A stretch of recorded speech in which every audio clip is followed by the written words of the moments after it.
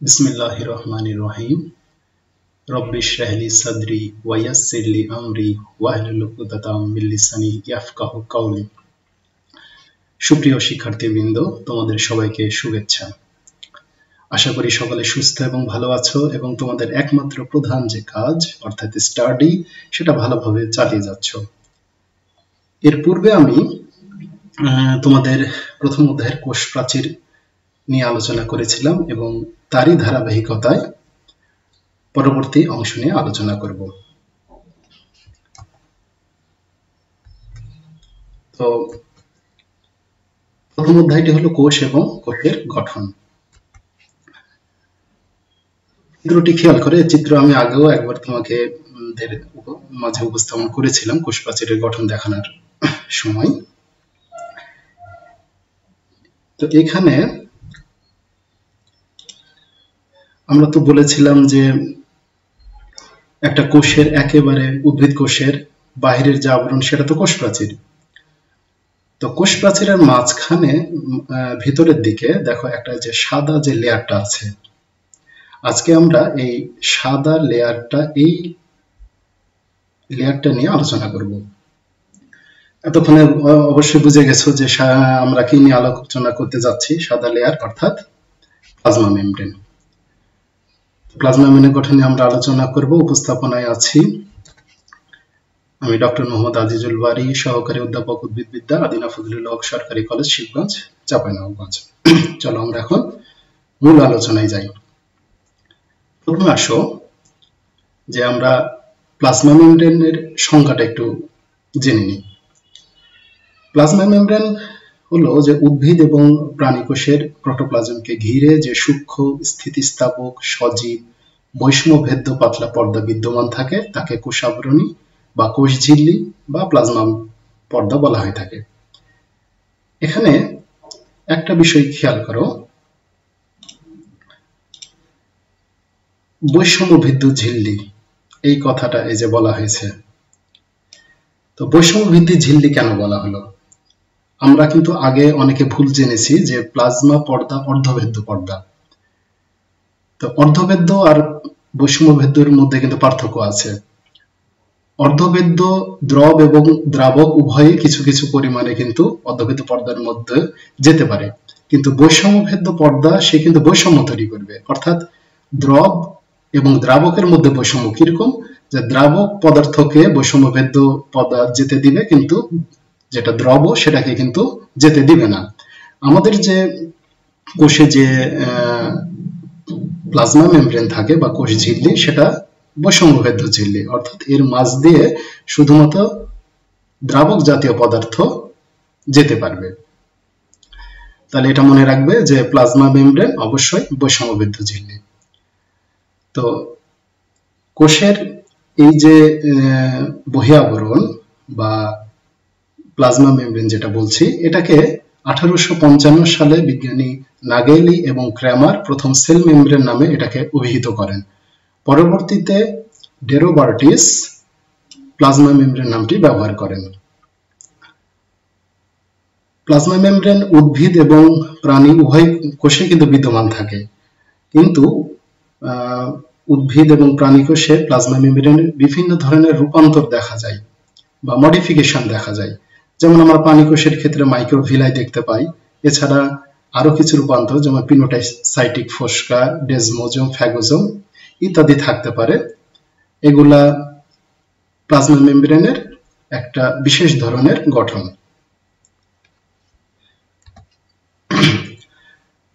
তো প্লাজমা মেমব্রেনের এখন আমরা গঠনের দিকে একটু নজর দেব। প্লাজমা মেমব্রেন আবিষ্কারের পর থেকে বহু বিজ্ঞানী নানা রূপ গঠনের কথা উল্লেখ করেন এবং গঠন উল্লেখ করতে গিয়ে বিভিন্ন বিজ্ঞানী বিভিন্ন ধরনের মডেলের অবতারণা করেন। এখানে একটা বিষয় আমি আগে বলে রাখি যে আমরা এখানে যে ছবিগুলো দিয়েছি বা তোমরা বইয়েও যে ছবিগুলো দেখেছো, অনেকের মনে এটা ধারণা জন্মে যে হয়তো একটা কোষ বা প্লাজমা মেমব্রেন বলি যদি মাইক্রোস্কোপের নিচে দিচ্ছি আর এরকম গঠন কিছু দেখা যাচ্ছে।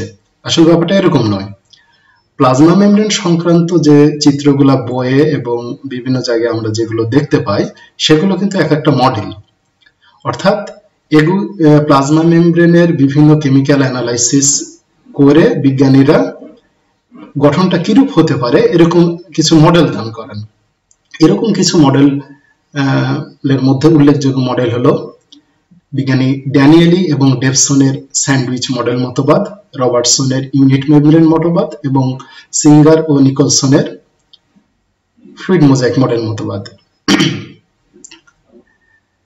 এখানে প্রথমে আসি ড্যানিয়েলি এবং ডেভসনের স্যান্ডউইচ। স্যান্ডউইচ তো সকলে খেয়েছো এবং দেখেছো, এই যে এখানে ধরো একটা স্যান্ডউইচ আছে। তো স্যান্ডউইচের বিশেষত্ব কি? এর বিশেষত্ব হলো যে একেবারে উপরের দিকে এবং নিচের দিকে একই রকমের উপাদান থাকে আর মাঝখানে অন্য কিছু উপাদান থাকে।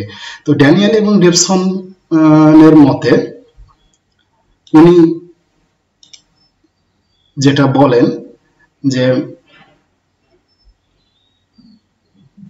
প্লাজমা মেমব্রেনটা প্রোটিন, লিপিড এবং প্রোটিন দিয়ে গঠিত। এখানে দেখো এটা প্রোটিন, এই স্তরটা লিপিড, এই স্তরটা আবার প্রোটিন। তাহলে ও স্যান্ডউইচের মতো, স্যান্ডউইচে যেমন উভয় দিকে দুটা একই ধরনের লেয়ার থাকে, মাঝখানে ভিন্ন কোনো লেয়ার আছে। তো প্লাজমা মেমব্রেন ড্যানিয়েলি ডেভসনের মতে যে উপরের দিকে একটা প্রোটিন, নিচের দিকে প্রোটিন এবং মাঝখানে লিপিড থাকে, এখন 3 স্তর বিশিষ্ট। এটাকে উনি স্যান্ডউইচ মডেল মতবাদ দিয়েছেন। বিজ্ঞানী রবার্টসন উনিও প্রায় একই ধরনের কথা বলেছেন। ওনার মতেও প্লাজমা মেমব্রেন, এই মডেলটা দেখো, প্লাজমা মেমব্রেন প্রোটিন, লিপিড এবং প্রোটিন দ্বারাই গঠিত। তবে ইনি যেটা বলেছেন যে প্লাজমা মেমব্রেনটা 3 স্তর বিশিষ্ট নয়, এটা একটা একক পর্দা, অর্থাৎ এখানে প্রোটিন, লিপিড এবং প্রোটিনই থাকবে কিন্তু পুরোটা মিলে একটা পর্দা হিসেবে থাকবে, যেটাকে ইউনিট মেমব্রেন বলা হয়। তো এই মতবাদটাকে বিজ্ঞানী রবার্টসনকে একক পর্দা মতবাদ বা ইউনিট মেমব্রেন মতবাদ হিসেবে আখ্যায়িত করা হয়। তবে পরবর্তীতে সিঙ্গার এবং নিকলসন তারা একটা মডেলের প্রস্তাব করেন যেটাকে বলা হয় ফ্লুইড মোজাইক মডেল। এই মডেলটি তারা যখন দেন তখন এই মডেলটিকেই অন্যান্য বিজ্ঞানীরা গ্রহণ করেন, অর্থাৎ এটি একটা সর্বজন গ্রাহ্য মডেল এবং সে কারণে আমরা প্লাজমা মেমব্রেনের গঠনের ক্ষেত্রে সিঙ্গার এবং নিকলসনের ফ্লুইড মোজাইক মডেলটি আলোচনা করব। ফ্লুইড মোজাইক মডেলে অনুসারে কতগুলো এখানে বিষয় জড়িত। প্রথমেই প্লাজমা মেমব্রেনের যে ফ্লুইড মোজাইক মডেল, সেখানে 2 স্তর বিশিষ্ট ফসফোলিপিড থাকে। ফসফোলিপিড অর্থাৎ লিপিডের সাথে ফসফেট গ্রুপ যুক্ত থাকে। আমরা লিপিড সম্পর্কে 3য় অধ্যায়ে জানবো ইনশাআল্লাহ। তো লিপিড একটা স্নেহ জাতীয় পদার্থ, এর সাথে যদি ফসফেট যুক্ত থাকে সেটাকে বলা হয় ফসফোলিপিড। বাই মানে 2, লেয়ার মানে স্তর, অর্থাৎ ফসফোলিপিড বাই লেয়ার 2 স্তর। এখানে দেখো ছবিতে আমরা দেখতে পাচ্ছি যে এইটা একটা স্তর এবং এইটা স্তর, 2টা স্তর, এই জন্য বাই লেয়ার। এবং প্রতিটি ফসফোলিপিড যদি খেয়াল করি, প্রতিটি ফসফোলিপিডের দেখো 2টা অংশ আছে। একটা মস্তক, এই যে গোল, এই গোলাকার এই মস্তক, এবং প্রত্যেকটা মস্তকের সাথে 2টা হাইড্রোকার্বন লেজ থাকে, যেটা ফ্যাটি অ্যাসিড দ্বারা গঠিত একটা হাইড্রোকার্বন লেজ। এই মস্তকটা কিন্তু পানিগ্রাহী, অর্থাৎ এটা পানি পছন্দ করে, পানি গ্রহণ করে, কিন্তু এর সাথে যে লেজ থাকে সে লেজটা পানি বিকর্ষী, এটা পানি খুব একটা পছন্দ করে না। সাধারণত মস্তকটা গ্লিসারল দ্বারা তৈরি এবং যে লেজটা সেটা তো ফ্যাটি অ্যাসিড দ্বারা তৈরি। এই উভয় মিলে ফসফোলিপিড।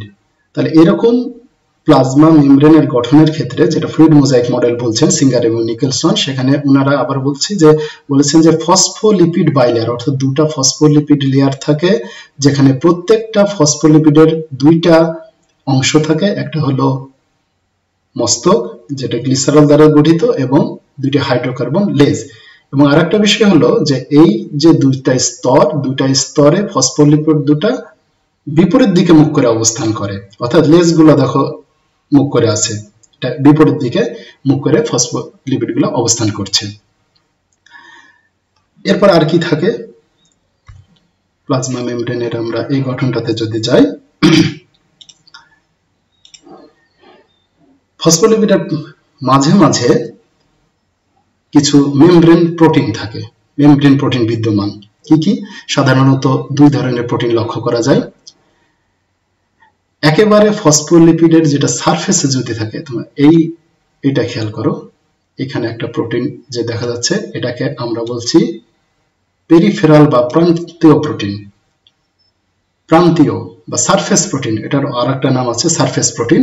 তাহলে সারফেস প্রোটিন বা পেরিফেরাল প্রোটিন কোথায় থাকবে? এইটা ফসফোলিপিড স্তরের একেবারে সারফেসে থাকবে। আরেক ধরনের প্রোটিন যেটা ইন্টিগ্রাল প্রোটিন, এই ইন্টিগ্রাল প্রোটিনটা ফসফোলিপিডের মাঝে আংশিক বা সম্পূর্ণভাবে বিন্যস্ত থাকতে পারে। এর উপর ভিত্তি করে অর্থাৎ আমরা ইন্টিগ্রাল প্রোটিন দুই ধরনের বলতে পারি। যদি ফসফোলিপিডের মধ্যে আংশিক প্রবিষ্ট অবস্থায় থাকলে সেটাকে ইন্টিগ্রাল প্রোটিন বা আন্তঃঝিল্লি প্রোটিন এটাকে বলা যায়। কিন্তু যেটা দুই স্তর মিলে আছে সেটাও ইন্টিগ্রাল প্রোটিন, কিন্তু এই ইন্টিগ্রাল প্রোটিনের একটা নাম হলো ট্রান্সমেমব্রেন প্রোটিন।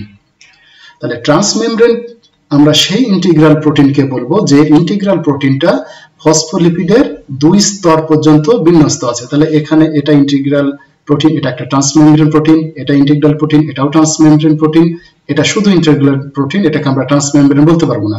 এটা হলো একটা ইন্টিগ্রাল প্লাস ট্রান্সমেমব্রেন প্রোটিন এবং এটাও তাই।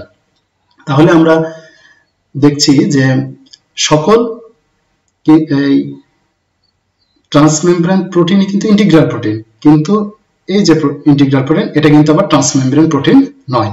অর্থাৎ এখানে দেখো লেখা আছে যে সকল ট্রান্সমেমব্রেন প্রোটিনই ইন্টিগ্রাল প্রোটিন, কিন্তু সকল ইন্টিগ্রাল প্রোটিন ট্রান্সমেমব্রেন প্রোটিন নয়।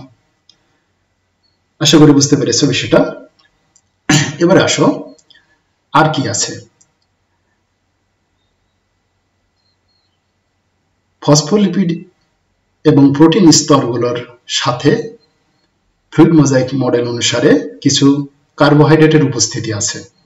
কার্বোহাইড্রেট, এবং জেনে রাখো যে কার্বোহাইড্রেট সাধারণত যখন অন্য কোনো যৌগের সাথে যুক্ত থাকে তখন সেটা গ্লাইকো নামকরণ করে। যেমন এখানে দেখো গ্লাইকোপ্রোটিন, গ্লাইকোলিপিড, অর্থাৎ এখানে এই যে গ্লাইকোলিপিড আছে অর্থাৎ লিপিডের সাথে কার্বোহাইড্রেট যুক্ত, গ্লাইকোপ্রোটিন অর্থাৎ প্রোটিনের সাথে কার্বোহাইড্রেট যুক্ত। তাহলে এইখানে এইটা এবং এইটা, এই দুইটা কার্বোহাইড্রেট শিকল।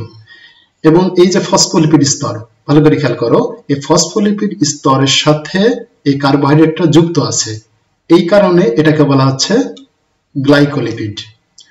আর এই প্রোটিন স্তরের সাথে এই যে কার্বোহাইড্রেট চেইন যুক্ত আছে, এই জন্য এটাকে বলা হচ্ছে গ্লাইকোপ্রোটিন। এবং এই দুটোকে একত্রে বলা হয় গ্লাইকোক্যালিক্স, অর্থাৎ গ্লাইকোপ্রোটিন এবং গ্লাইকোলিপিডকে একত্রে গ্লাইকোক্যালিক্স বলছে। আমি বিভিন্ন সময় খাতা দেখার সময় লক্ষ্য করে দেখেছি যে শিক্ষার্থীরা যখন এই চিত্রটা অঙ্কন করে তখন কার্বোহাইড্রেট দেখানোর সময় এই কার্বোহাইড্রেট যখন দিয়ে দেয় তখন তারা এই বিষয়টা খেয়াল করে না। দেখা যাচ্ছে যে গ্লাইকোলিপিডটাও কেউ লিপিডের সাথে অঙ্কন করে, গ্লাইকোপ্রোটিনটাও লিপিডের সাথে অঙ্কন করে, কিন্তু প্রকৃতপক্ষে তো সেটা হবে না। প্রকৃতপক্ষে গ্লাইকোপ্রোটিন কিন্তু যে কার্বোহাইড্রেট শিকলটা সেটা প্রোটিনের সাথে সংযুক্ত থাকবে, এবং গ্লাইকোলিপিড যে শিকল সেটা কিন্তু ফসফোলিপিডের সাথে সংযুক্ত থাকবে। এই বিষয়টা একটু খেয়াল রাখবে। ফসফোলিপিড স্তরগুলোর মাঝে কিছু কোলেস্টেরল পাওয়া যায়। কোলেস্টেরল এটাও একটা লিপিড জাতীয় পদার্থ, এটা স্টেরয়েড গ্রুপের। তো কোলেস্টেরল পাওয়া যাবে, তবে উদ্ভিদ কোষ অপেক্ষা যদি কোষটি প্রাণী কোষ হয় তাহলে প্রাণী কোষে কোলেস্টেরলের পরিমাণটা বেশি হবে। ঠিক আছে, তাহলে আমরা আবার একটু রিক্যাপ করি যে আমরা কি কি দেখলাম। দেখো, আমরা ফসফোলিপিড ফ্লুইড মোজাইক অংশের ফসফোলিপিড বাইলেয়ার থাকে, ফসফোলিপিড বাইলেয়ার যেটা 2 স্তর বিশিষ্ট থাকে, যেখানে একটা মস্তক এবং লেজ থাকে যারা বিপরীত দিকে মুখ করে অবস্থান করে। এখানে 2 ধরনের প্রোটিন বিদ্যমান, পেরিফেরাল প্রোটিন এবং ইন্টিগ্রাল প্রোটিন। ইন্টিগ্রাল প্রোটিন যদি আবার 2 স্তর পর্যন্ত বিন্যস্ত থাকে তাহলে সেটাকে আমরা বলছি ট্রান্সমেমব্রেন প্রোটিন।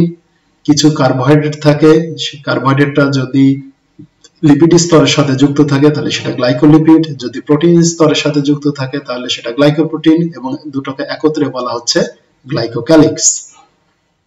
এবং স্তরগুলোর মাঝে কিছু কোলেস্টেরল বিদ্যমান। এখন আসো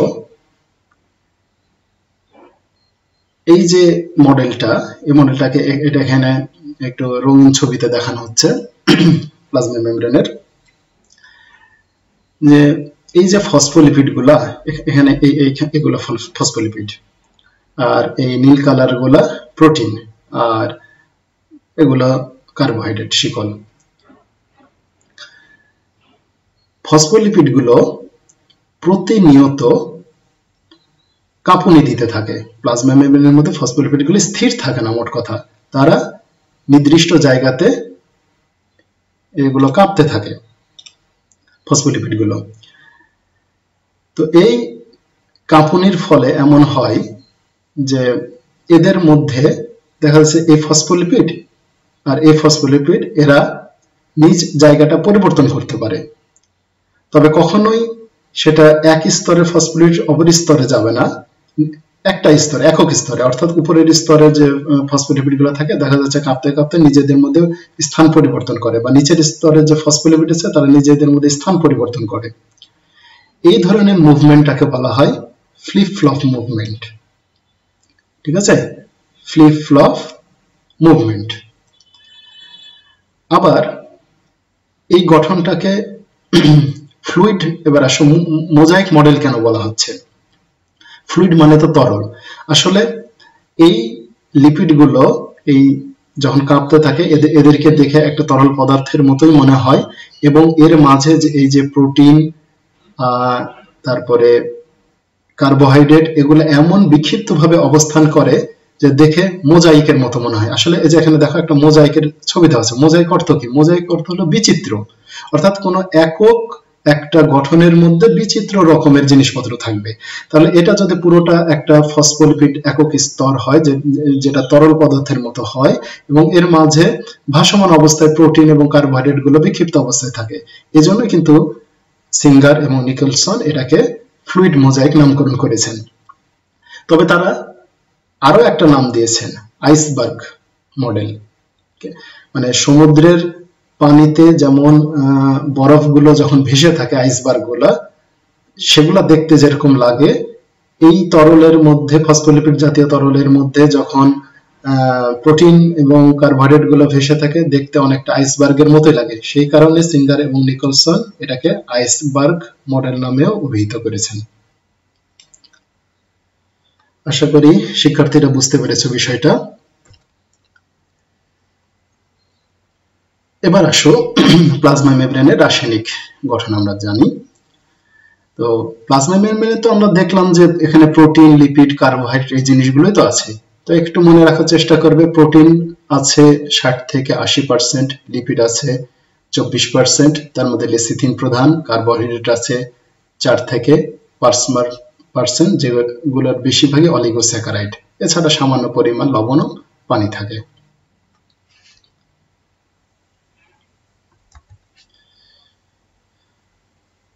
তাহলে এই লেকচারে আমরা মনে রাখার চেষ্টা করব প্লাজমা মেমব্রেন কি। এটা একটা বৈষম্যভেদ্য ঝিল্লি। ঠিক আছে, ইউনিট মেমব্রেন মতবাদ যেটা বললাম, কে দিয়েছিলেন? বিজ্ঞানী রবার্টসন ইউনিট মেমব্রেন মতবাদ দিয়েছিলেন।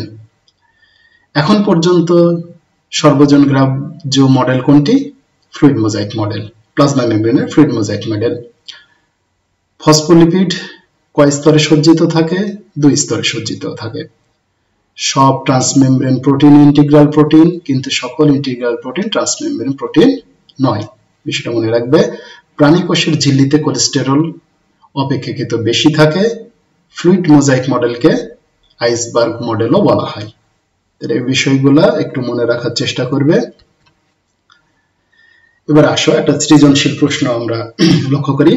আমি ইতিপূর্বে এর আগের কোষ প্রাচীর এর ক্লাসটি নিয়েছিলাম এবং আজ যে প্লাজমা মেমব্রেন নিলাম, আসলে এই কোশ্চেনটা এই দুটোর উপর ভিত্তি করে করা হয়েছে। এখানে দেখো উদ্দীপকটা খেয়াল করো। বলা হচ্ছে মিস্টার বারি ক্লাসে ব্যাখ্যা করলেন একটির পর একটি ইট সাজিয়ে যেমন বিল্ডিং তৈরি হয় তেমনি এরকম অনেকগুলো এককের সমন্বয়ে জীবদেহ গঠিত হয়। জীবদেহের এই এককটির কাঠামো দানকারী নির্জীব অংশে ভেদ্য বা অভেদ্য হতে পারে এবং এর পরের আবরণটি গঠনশৈলীর দিক থেকে মোজাইক সদৃশ। এখন প্রশ্ন কত জ্ঞানমূলক প্রশ্ন। মাইটোকন্ড্রিয়া কি, এটা তো বই থেকে দেখে নিবে।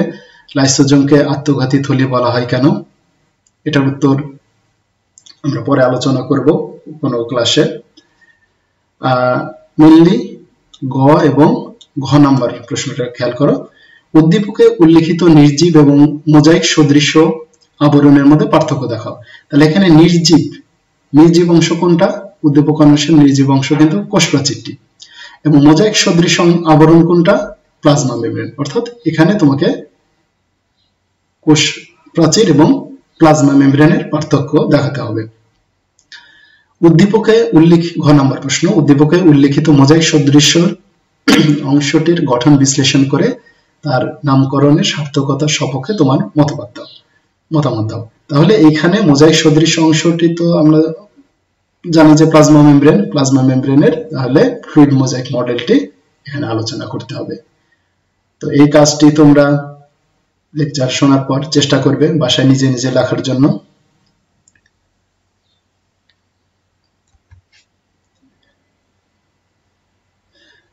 আজকের লেকচার এখানেই শেষ করছি। সবাইকে আমার তরফ থেকে ধন্যবাদ। বাসায় থাকো, সুস্থ থাকো, ভালোভাবে লেখাপড়া করো, অনুশীলন করো। অনুশীলনের কোনো বিকল্প নেই।